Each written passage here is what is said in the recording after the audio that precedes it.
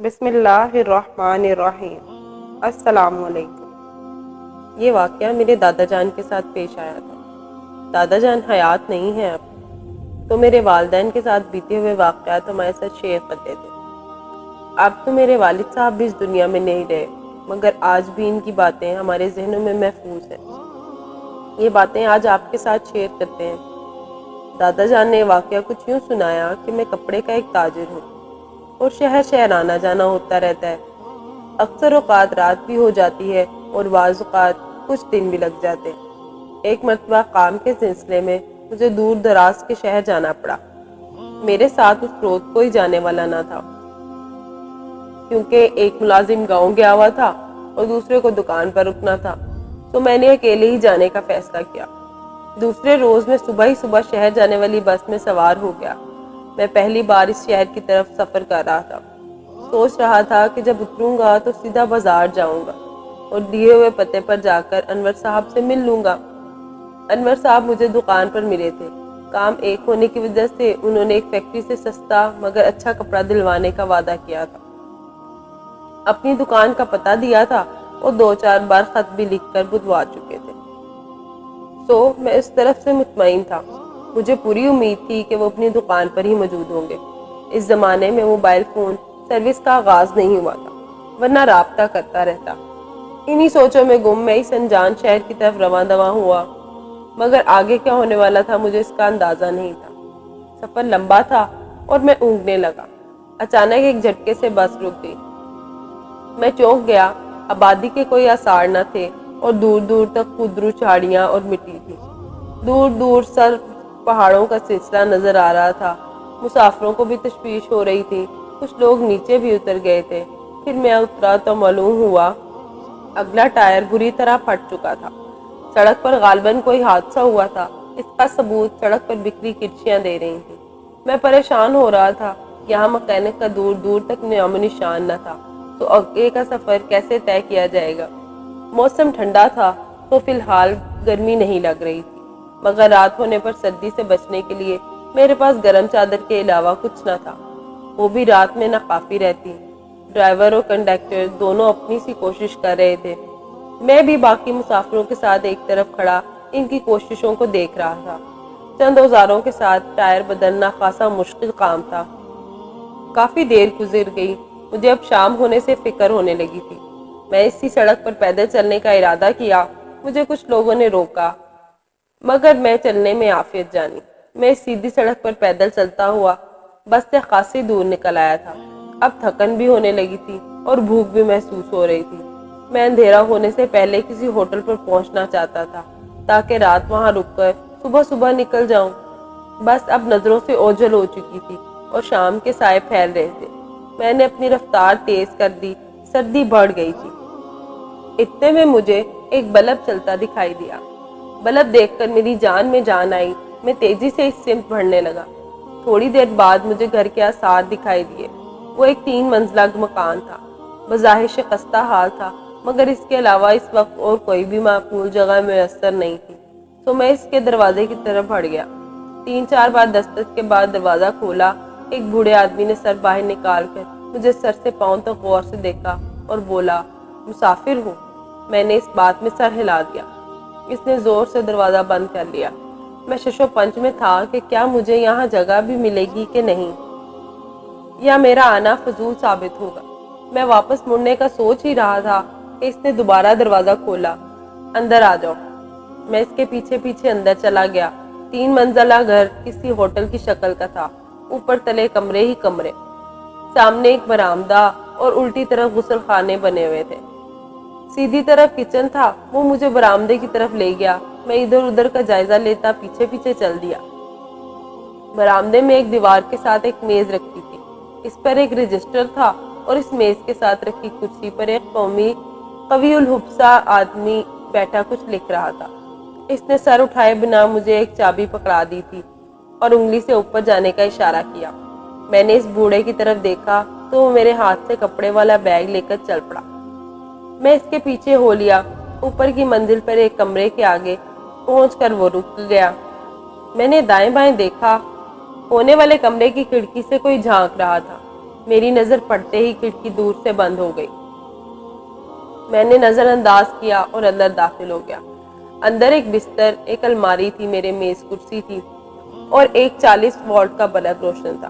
میں نے شکر ادا کیا اور بستر پر بیٹھ گیا۔ کونے میں موجود آتش دان میں لکڑیاں جل رہی تھیں، اسی کی وجہ سے کمرہ گرم تھا۔ مجھے مسلسل سردی میں رہنے کے باعث اب گرمائی میں سکون محسوس ہونے لگا تھا۔ میں بستر پر بیٹھ گیا۔ میاں کھانا کھاؤ گے؟ میں نے جواب دیا، بہت مہربانی ہوگی، بہت بھوک لگی ہے۔ ایک دن اور ایک رات کا کرایہ 100 روپے ہوگا اور کھانے کا الگ، کل ملا کے 120 روپے ہوں گے۔ اس نے کہا، میں صبح صبح ہی نکل جاؤں گا۔ میں نے کہا، اچھا تو پھر تم 80 روپے دے دینا، 30 کھانے کے اور 50 رات کے۔ میں نے طے کر لیا تو سر ہلاتا باہر چلا گیا۔ میں نے بیگ اٹھا کر الماری میں رکھا۔ الماری خاصی بڑی تھی، ایک آدمی آرام سے چھپ سکتا تھا، مگر ایک پٹ ہی کھل سکتا تھا، دوسرے کو 2 پٹیاں لگا کر بند کر رکھا تھا۔ میں نے اسے کھولنا مناسب نہیں سمجھا اور اپنا بیگ ایک سائڈ پر رکھ کر الماری بند کر دی اور آتش دان کے سامنے آ بیٹھا۔ مجھے بہت سکون مل رہا تھا۔ اتنے میں بوڑھا کھانے کی ٹرے لیے اندر داخل ہوا اور میز پر رکھ کر چلا گیا۔ میں نے دروازے کو کنڈی لگائی اور ٹرے اپنی طرف سے کھالی۔ گرم گرم آلو گوشت اور تازہ روٹیاں، چائے کا کپ، یہ دیکھ کر میری بھوک چمک گئی۔ میں کھانے پر ٹوٹ پڑا۔ کھانا کھا کر اللہ کا شکر ادا کیا اور بس والوں کے لیے دعا کی۔ چائے لیتے ہوئے مجھے نیند کے شدید جھونکے آنے لگے۔ میں تھوڑا پریشان ہوا کہ مجھے کبھی اتنی زیادہ نیند نہیں آئی، لیکن میں نے اسے تھکن کی وجہ خیال کیا اور چائے کا آدھا کپ پی کر بستر پر لیٹ گیا۔ تقریباً 3 بجے کا وقت ہوگا کہ میری آنکھ کھلی۔ ایسا محسوس ہو رہا تھا جیسے کوئی شخص باہر سے دروازہ کھول رہا ہے۔ میری نیند ہوا ہو گئی۔ میں اٹھ کے بیٹھ گیا۔ میری پوری توجہ باہر کی آوازوں پر تھی۔ تھوڑی سی کوشش کے بعد اندر کی چٹکنی کھل گئی۔ میں نے جلدی سے بستر پر لیٹ کر لحاف منہ پر کر لیا اور آنکھیں بند کر لی۔ میرا دل تیزی سے دھڑک رہا تھا۔ ارے آ جاؤ، وہ سو رہا ہے، بوڑھے کی آواز آئی۔ مطلب نیند کی دوائی کام کر گئی۔ کسی کے ہنسنے کی آواز سنائی دی۔ میں نے لحاف کے اندر سے ذرا سا سوراخ بنا کر اس میں سے دیکھا، ایک دبلا پتلا آدمی میرے بیگ کی تلاشی لے رہا تھا۔ میں نے شکر ادا کیا کہ پیسوں والا بٹوا میری شلوار کی جیب میں تھا۔ یہ لوگ یقیناً چور تھے اور مسافروں کو نیند کی دوائی دے کر لوٹ لیا کرتے تھے۔ میں نے دل ہی دل میں آیت الکرسی کا ورد شروع کر دیا۔ اتنے میں وہ دبلا آدمی بولا، لگتا ہے پیسے اس کے پاس ہی ہیں، اب اس کو بھی ٹھکانے لگانا پڑے گا۔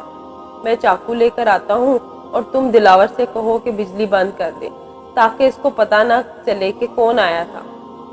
وہ دونوں کمرے کا دروازہ بند کر کے چلے گئے کہ میں جلدی سے نکلا اور چھپنے کی جگہ تلاش کرنے لگا۔ پھر مجھے ایک ترکیب سوجی۔ میں نے کانپتے ہاتھوں سے الماری کے دوسرے پٹ پر لگی پٹی اتارنے کی کوشش کی۔ تھوڑی سی محنت کے بعد الماری کھولنے میں کامیاب ہو گیا۔ جو ہی میں نے وہ دروازہ کھولا، خوف سے میرے منہ سے چیخ نکلتے نکلتے رہ گئی۔ الماری کے اندر کسی جوان آدمی کی لاش چھپائی ہوئی تھی۔ دروازہ کھلتے ہی وہ مجھ پہ گری۔ میں نے بمشکل دل کو قابو کیا اور اس لاش کو اٹھا کر بستر پر لٹا دیا اور لحاف اس طرح ڈالا کہ جیسے میں سو رہا ہوں۔ آتے میں کمرے کی لائٹ بند ہو گئی۔ میں نے جلدی سے خود کو الماری میں چھپا کر اس کا پٹ بند کر لیا۔ اتنی دیر میں سیڑھیاں چڑھنے کی آواز سنائی دی۔ میں سانس روک کے کھڑا تھا، خوف سے پسینے بہنے لگے تھے۔ اچانک کمرے کا دروازہ کھلا اور وہ آدمی اندر داخل ہوا۔ اس نے آؤ دیکھا نہ تاؤ 8 فٹ لمبا چھرا اس لاش کے سینے میں اتار دیا۔ 3-4 بار یہ کام کرنے کے بعد وہ مطمئن ہو کر باہر نکل گیا۔ میں کچھ دیر اسی طرح کھڑا رہا، پھر آہستہ آہستہ اس الماری سے باہر نکلا۔ ادھر ادھر دیکھا، کوئی نظر نہ آیا۔ میں تیزی کے ساتھ کمرے سے نکلا اور سوچے سمجھے بنا باہر کی طرف دوڑ لگا دی۔ مجھے اپنے پیچھے قدموں کی آہٹ سنائی دے رہی تھی۔ میں نے مڑ کر دیکھنا گوارا نہ کیا۔ آوازوں نے کچھ دیر تک میرا پیچھا کیا اور پھر آہستہ آہستہ مدھم ہوتی چلی گئی۔ میں اس گھر سے نکل کر سامنے کی سمت بھاگتا رہا۔ سردی میں بھی پسینہ بہہ رہا تھا۔ اذانوں کی آواز آئی تو میری جان میں جان آئی۔ میں نے بھاگنا بند کر دیا۔ میری سانس دھوکنی کی طرح چل رہی تھی، مگر میں چلتا رہا۔ آبادی کے آثار دکھائی دینے لگے۔ 1-2 مسافر خانے کھلے دیکھ کر میں ان سے پوچھتا پچھاتا مطلوبہ مقام تک پہنچا تو انور صاحب میرے انتظار میں ہی تھے۔ بری حالت دیکھ کر وہ پریشان ہو گئے اور جلدی سے مجھے اپنے ساتھ لیے گھر چلے گئے۔ میرے حواس بحال ہوئے تو میں نے تمام واقعات ان کو سنائے۔ انہوں نے مجھے 2 دن تک اپنے گھر میں مہمان ٹھہرایا۔ اس کے بعد فیکٹری والے سے ملاقات کرائی، معاہدہ طے کروا کر اپنے ساتھ اپنی گاڑی میں مجھے گھر تک چھوڑنے آئے۔ اس کے بعد مجھے ہمیشہ فیکٹری کے ملازمین مال پہنچایا کرتے، میں بس انور صاحب سے معاملات طے کیا کرتا۔ اس بات کو بھی مدت ہو گئی، جب بھی مجھے یہ واقعہ یاد آتا ہے میں سوچتا ہوں اگر اس وقت میری آنکھ نہ کھلتی تو کیا ہوتا۔ امید کرتی ہوں آج کی ویڈیو آپ کو پسند آئی ہوگی۔ جانے سے پہلے میرے چینل کو سبسکرائب کرنا مت بھولیے گا۔ اللہ حافظ۔